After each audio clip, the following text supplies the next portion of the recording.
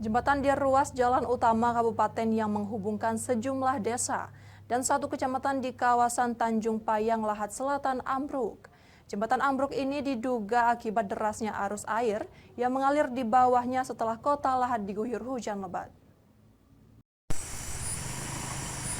Jembatan di ruas jalan utama menuju sejumlah desa di kawasan Tanjung Payang Lahat Selatan ambruk. Hal ini diakibatkan derasnya debit air yang mengalir di bawah jembatan usai kota Lahat dilanda hujan lebat.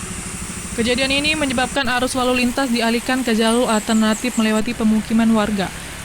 Menurut warga setempat, saat ambruknya jembatan diduga disertai hujan lebat dan air sungai meluap. Diduga kuat menjadi penyebab rusaknya jembatan tersebut. Tanjung Payang.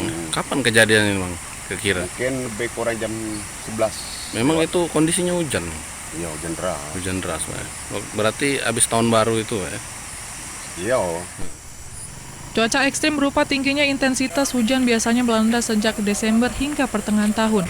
Letak geografis berbukit serta kondisi tanah yang lembut saat terkena air terus-menerus menjadikan Lahat sebagai daerah rawan banjir dan longsor.